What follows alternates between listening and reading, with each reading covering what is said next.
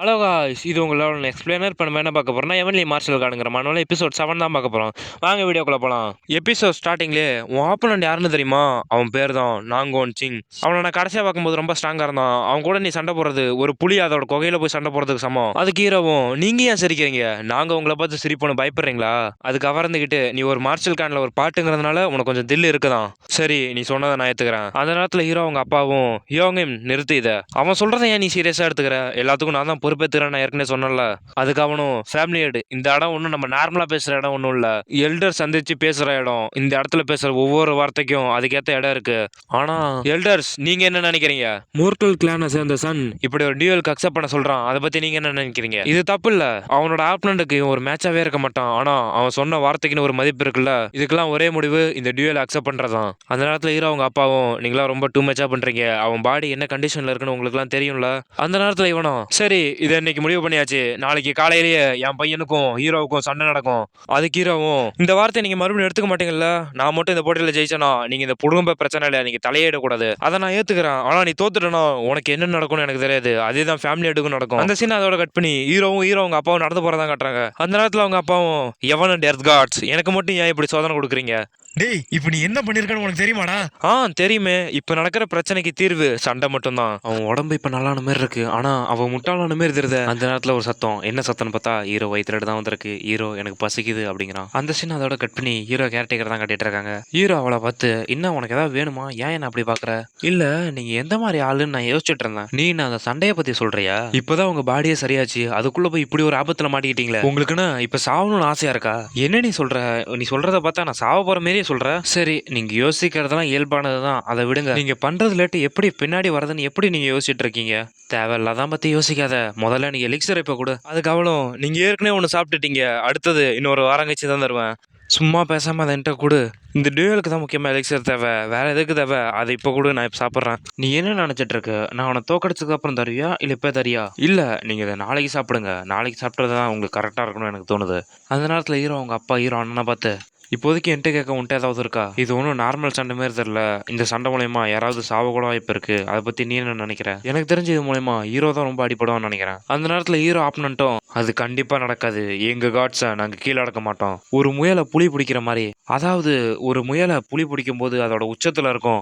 அதுக்கு அவங்க அப்பாவும் ஆமா எனக்கு தெரியும். அந்த நேரத்தில் ஹீரோ அவங்க அப்பா அவன் பையனை பாதுகாக்கிறேன்னு சொன்னதையும் ஹேங்க் எதிர்த்து இவங்க 2 பேரும் சண்டை போடுறாங்க அப்படின்னு சொன்னதையும் நினைச்சு பாக்குறாங்க. அந்த சீன் அதோட கட் பண்ணி அடுத்த நாள் சண்டையில தான் கட்டுறாங்க. நான் ஹீரோ ஒரு சண்டையில பார்ப்பேன்னு நான் நினைச்சு கூட பார்க்கல.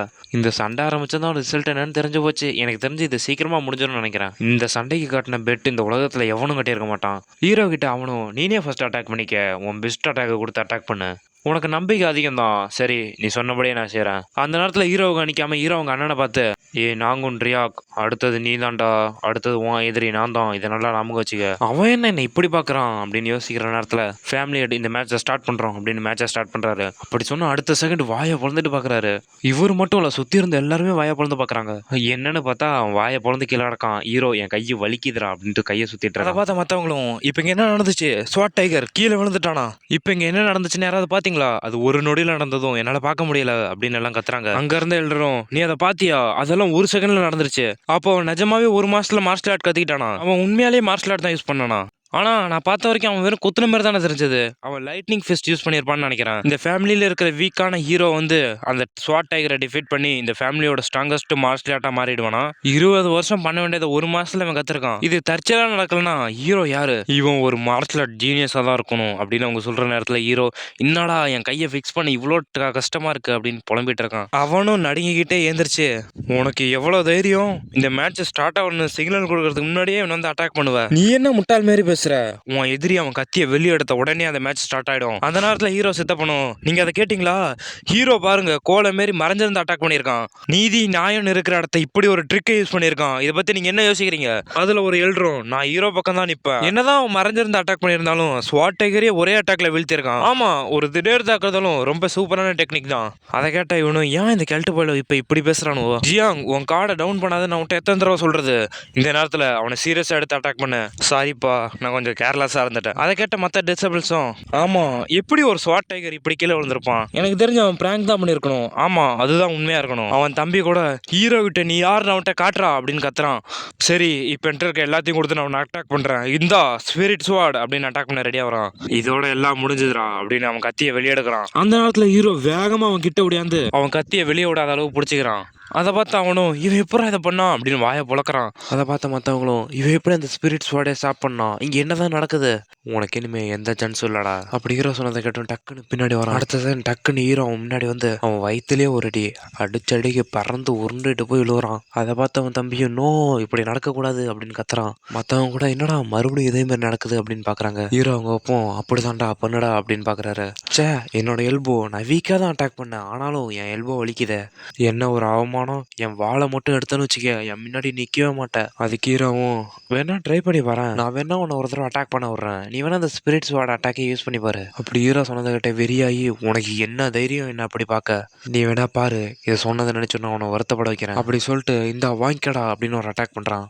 அந்த அட்டாக்லேட்டு ஹீரோ எஸ்கேப் ஆகி ஓ இதுதான் எல்லாரும் சொன்ன ஸ்பிரிட் ஸ்வாட் அட்டாக்கா அப்படின்னு பார்க்குறான். அதை பார்த்து அவங்க அப்பாவும் ஹீரோ ஜாக்கிரதையாரு, அந்த ஸ்பிரிட் ஸ்வாட் டெக்னிக் எப்பயுமே சேமாக அட்டாக் பண்ணாது, அது மாறிக்கிட்டே இருக்கும், அதனால உனக்கு எந்த சான்ஸுமே கிடைக்காது, அதனால எப்பயும் கேர்ஃபுல்லாக இரு. அவனும் இன்னும் டென்ஷன் ஆகி வேகமாக ஹீரோ அட்டாக் பண்ணுறான். ஆனால் அதுலேட்லாம் ஹீரோ எப்படியே தப்பிச்சிட்டு இருக்கான். நான் பார்க்குறேன் எப்படி ரொம்ப நேரத்துக்கு என் அட்டாக்ல எப்படி தப்பிச்சிட்டு இருக்க போறேன்னு. அந்த எல்லா அட்டாக்லேட்டும் எஸ்கேப் ஆகிட்டு நீ ரொம்ப ஸ்லோவாக இருக்கடா, நீ இப்போ எவ்வளோ ஸ்லோவாக என்ன துரத்திட்டு இருக்கேன்னு நான் உனக்கு காட்டுறேன் சொல்லிட்டு அவன் அட்டாக்லாம் மீறி டக்குன்னு அவன் பக்கத்தில் போகிறான். அதை பார்த்து அவனும் இவன் ரொம்பவே வேகமாக இருக்கான், என் கை மறுபடியும் உடையக்கூடாது அப்படின்ட்டு வரான். அந்த நேரத்தில் மறுபடியும் அந்த கத்தியை வச்சுட்டு ஹீரோ அட்டாக் பண்ண வரான். அதுலேட்லாம் ஹீரோ எப்படி எஸ்கேப் ஆயிடுறான். நீ அப்படிங்கிற நேரத்துல அவன் மூஞ்சில் அடி விழுவுது. அதோட நிக்காம ஹீரோ மாத்தி மாத்தி அவன் செவிலே வைக்கிறான். அதை பார்த்து அவன் தம்பி இது எனக்கு நடந்த மாதிரியே இருக்கு அடிச்சு அடி தாங்காம கீழே உட்காடுறான். அங்க வந்த ஹீரோவும் தலையில அடிச்சுக்கிட்டு நான் அவனை உட்கார சொன்னா அப்படிங்கிறான். அடிச்சு அடிக்க அவனும் கத்துறான், ஹீரோவும் சேர்ந்துக்கிட்டே கத்துறான். சே என் கையை நான் யூஸ் பண்ணக்கூடாதுன்னு பார்த்தேன், தெரியாமல் யூஸ் பண்ணிட்டேன் அப்படின்னு ஊதிட்டு இருக்கேன் கையை, இது எல்லாத்துக்குமே நீ தாண்டா காரணம் அப்படிங்கிறான். அதுக்கு அவனும் நான் ஒன்றுமே பண்ணல அப்படின்னு அழுகுறான். அந்த நேரத்தில் இரவும் ஆமாம் என்கிட்ட கத்தி இருக்குல்ல அப்படின்னு அவன் கத்தியை வெளியே எடுக்கிறான். அந்த வழியிலேட்டு என்னை பாதுகாக்க இனிமேல் இதை யூஸ் பண்ண வேண்டியதான். அதுக்கு அவனும் பயந்துக்கிட்டே வேணாங்கிறான். அதை பார்த்து ஒருத்தனும் இதை இப்பயே ஸ்டாப் பண்ணும் அப்படின்னு கத்துறான். ஹீரோவும் சே அப்படின்னு கத்தியை கீழே போடுறான். நீ ஏன் இப்போ கத்தியை கீழே போட்ட, நீ அதை வச்சு என்னதான் பண்ண போற, அதை பற்றி நீ என்ன நினைக்கிற, நிச்சயமா உன்னை அடிக்க தான் போறேன். பயங்கரமா அடி வாங்குற சத்தை தான் கட்டுறாங்க. எல்லாம் அதை பார்த்து வாயை புழக்கிறாங்க. என்னை பத்தி இப்போ உனக்கு முழுசா தெரிஞ்சிருக்கும் அப்படின்னு போட்டு பயங்கரமா அடிக்கிறான். அதை பார்த்து அவன் தம்பியும் இவன் ஒரு பைத்தியக்காரன் தான், சரி நான் இதோட நிறுத்திக்கிறேன், என் கை ரொம்ப வலிக்குது அப்படிங்கிறான். அவனும் தட்டுதற மாதிரி ஏந்திரிக்க பார்க்குறான். அவன் மூஞ்செல்லாம் வீங்கி போன நிலமில் இதெல்லாம் முடிஞ்சா அப்படின்னு பார்க்குறான். சரி நான் இன்னொரு கையை யூஸ் பண்ணி அட்டாக் பண்ணுறேன் அப்படின்னு அந்த இன்னொரு கையை யூஸ் பண்ணி அட்டாக் பண்ண வரான். அதை பார்த்த ஒருத்தனும் நீ இப்படியே பண்ணிட்டு இருந்தா அவன் செத்து போவான், அதனால இதை ஸ்டாப் பண்ணுறா அப்படின்னு கத்துறான். இல்லை இப்போ நான் 2 கை யூஸ் பண்ணி அட்டாக் பண்ண போகிறேன் அப்படின்னு ஹீரோ அட்டாக் பண்ண வரான். இதை நிறுத்துறா அப்படின்னு அவனும் பயந்துக்கிட்டே கத்துறான். வாய்ப்பே இல்லை அப்படின்னு ஹீரோ விரிகுண்டு அட்டாக் பண்ண வரான். அந்த நேரத்தில் ஹீரோ செத்த போனோம், இதை நிறுத்துறா அப்படின்னு கத்துறான். அதை கேட்டுதான் ஹீரோ ஸ்டாப் பண்றான். அதை பார்த்தானும் இல்ல சாங் தோத்துட்டான், நீங்க சொல்றது சரிதானே, நீங்க சொன்னதை மறுபடியும் வாங்கிக்க மாட்டீங்களா அப்படின்னு ஹீரோ ஸ்டாப் பண்ணதும் அவன் கீழே விழுவுறான். அதை பார்த்து அவனும் சின்வா அப்படின்னு அழுகுறான். அந்த நேரத்தில் ஹீரோவும் அவனை திரும்ப அழைச்சிட்டு போயிடுங்க, இன்னும் 2 நாள்ல கஷ்டமான நாள் வரப்போகுது அப்படின்னு ஹீரோ சொல்றதோட இந்த எபிசோட் முடியுது காய்ஸ். சாரி காய்ஸ், வீடியோ கொஞ்சம் லேட்டாக வருதுன்னா எனக்கு உடம்பு சரியில்லைன்னு அர்த்தம். இப்போ ஓரளவு உடம்பு நான் தேத்துட்டேன், அதனால ரெகுலராக வீடியோ வரும். நீங்கள் எனக்கு சப்போர்ட் பண்ணால் மட்டும் போதும். நீங்கள் சப்போர்ட் பண்ணுறத லைக் பண்ணுங்கள், ஷேர் பண்ணுங்கள், கமெண்ட் பண்ணுங்கள், மறக்காமல் சப்ஸ்கிரைப் பண்ணுங்கள்.